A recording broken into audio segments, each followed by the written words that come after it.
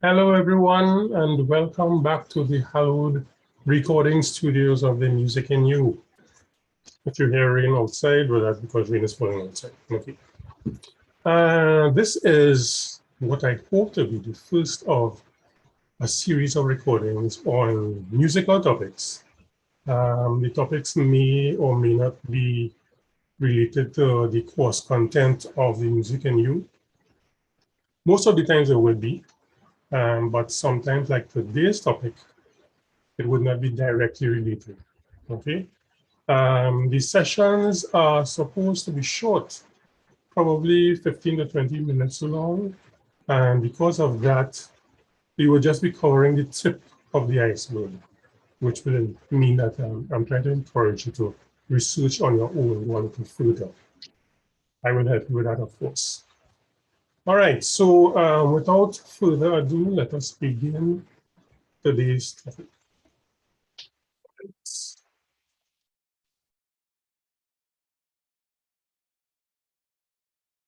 Okay.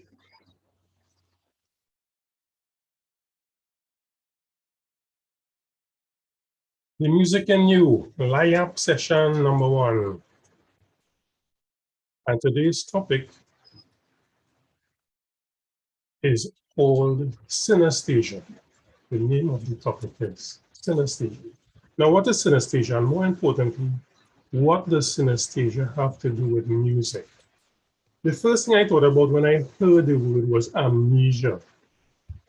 And as it turns out, the two things may be thought of as being distantly related.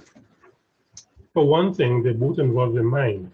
In the case of amnesia, we are looking at loss of memory, whereas synesthesia involves a lot more. Well, let's go on a little further and see what synesthesia is about. Now look at this. Well, aside from being very pretty, this gives us an idea about what synesthesia is all about. So whereas before we had a word, the word was monochromatic, now we have different colors for different letters. And this is what the synesthete is one who has synesthesia, may see when looking at words and symbols. So we normal folk will see this, and the synesthete will see this.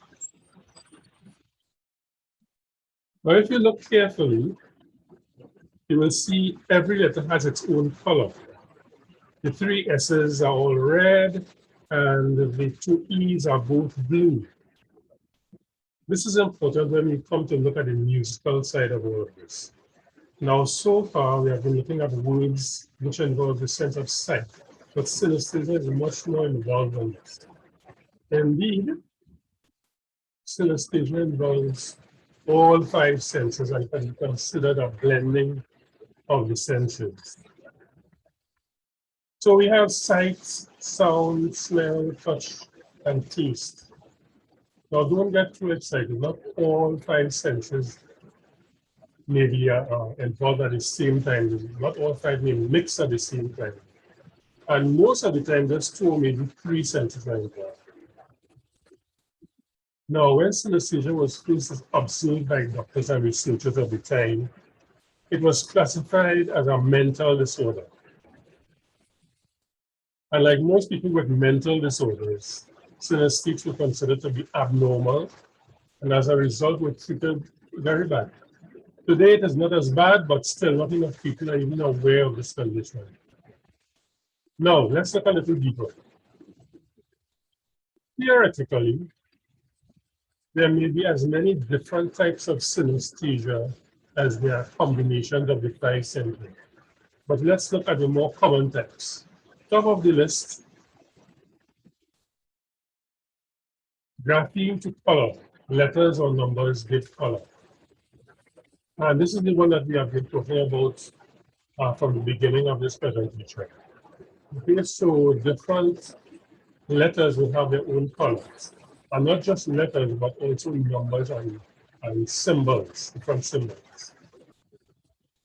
The next on the list is chromesthesia.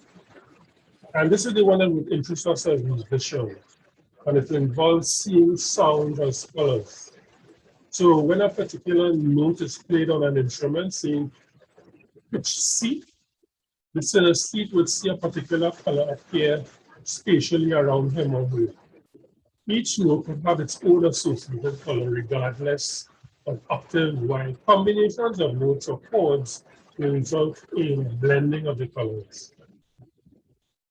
The next one in this here, we have a lexical gustatory synesthesia. And it sort of speaks for itself. Words trigger distinct tastes. So when the synesthete hears a particular word, that will trigger up a certain or particular taste. So the person is able to taste words, for example. And the fourth type is auditory or tactile, auditory to tactile synesthesia, which means touching sounds. And if you combine this one with chromesthesia, you will have people who not only see colors when they hear sounds, but they can also touch the sound as well. And the last one, mirror touch synesthesia, sometimes called supercharged empathy. And that means that but we know what empathy is. When you feel certain emotions, when certain events are taking place. All right, so this is a little different. This is more involved. And for example, let me give you an example. So suppose someone was giving CPR to another person. The mirror touch synesthete would not only feel emotion, but they would actually feel what the person who is getting the CPR is going through. All right. So they would actually physically feel that. It's not one of the very nice ones. So looking further at chromesthesia.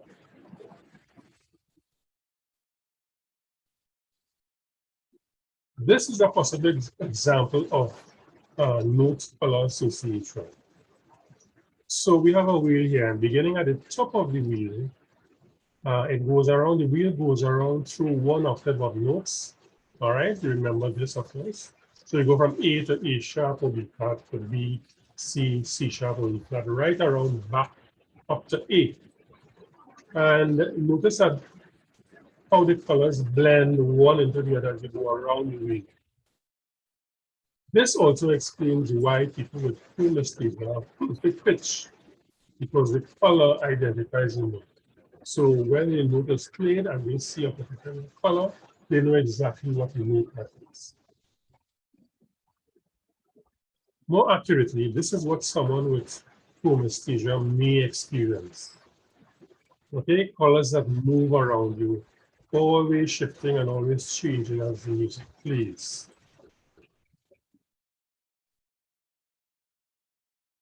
So there you have it. That is synesthesia, more to the point, chromesthesia. All right. So it's not as uncommon as you may think. I have met people who actually see these colors while the music is playing.